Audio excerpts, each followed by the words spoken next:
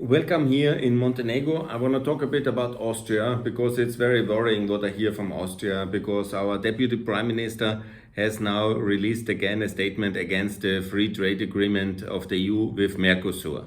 So we have now the following situation in Austria. It's a wonderful country. I love it a lot. But Austria is then very much in favor of neutrality. Is one of the few remaining countries in Europe which is not in NATO and doesn't want to join.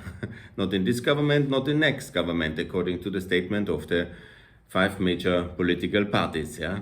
So we have also Austria for neutrality against the EU consensus, which is to 97% in NATO now with Sweden and Finland, and against any rationality, honestly. I cannot imagine any argument to stay neutral at the moment, but historic ballast or whatever anti-Americanism or whatever kind of irresponsibility or anti-solidarity. There is no reason to stay out of NATO. Austria is also now blocking the free trade agreements, not to talk about the American one, which I'm in favor, but even the Mercosur one, but also others. Yeah?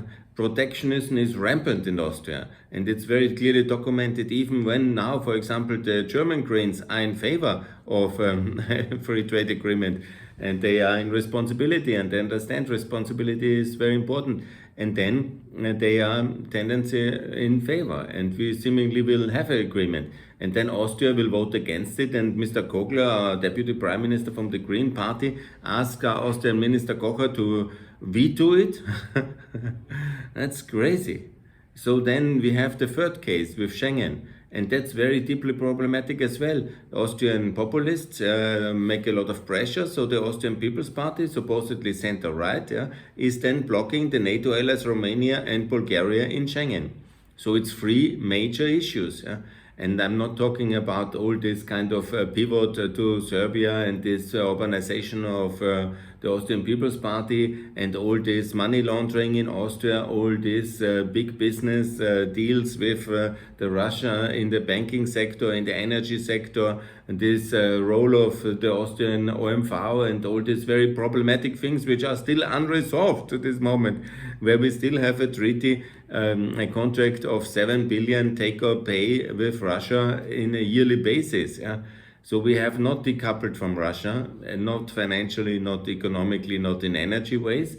We are blocking the free trade agreement with Mercosur and others as well. We are not ready to join NATO. We want to stay neutral. And we are blocking the Schengen enlargement for the NATO allies Romania and Bulgaria. That is the situation of Austrian internal and European politics at the moment. Gradually, I tend to think, because I have to be careful how to formulate it, because I'm very pro-European, absolutely, pro-NATO, pro-Austria, pro-Montenegro. I have to think, is it really better for the European Union if Austria is not part of it?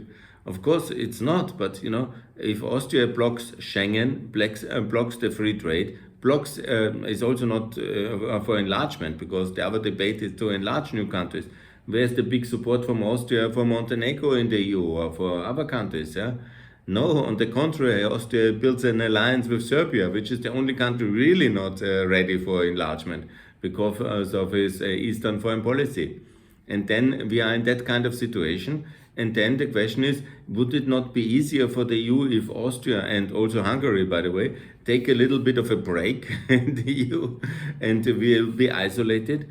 Because, there is not such a mechanism with isolation completely, but, some is exit, the Austrian leaving. It's because I don't see any other country. And Hungary and Austria leaving, they form their own little empire of pro-Russianness.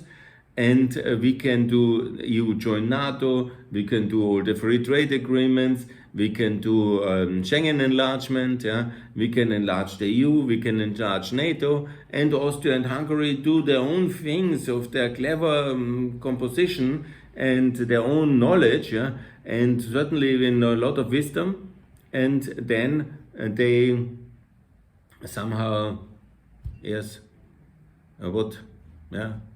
maybe leave the EU, and then we take them in after we have done all the free trade agreements, EU joined NATO, and we have enlarged Schengen, and we took all the new countries, and then Austria and Hungary can join the EU again.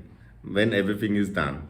Maybe that is a very fascinating way. I'm not really advocating it, but as I see it at the moment, I think it would be much more meaningful than what we currently have, because that's very, very, very, very unfortunate. And I'm really very sorry for that. So please, if there's anybody reasonable left in Austria, join NATO, sign for the free trade agreements with Mercosur and America and all the others, support Schengen enlargement, and of course, please clean up the mess in the Russian energy and banking business between Austria and Russia. Thanks a lot. All the best. Bye.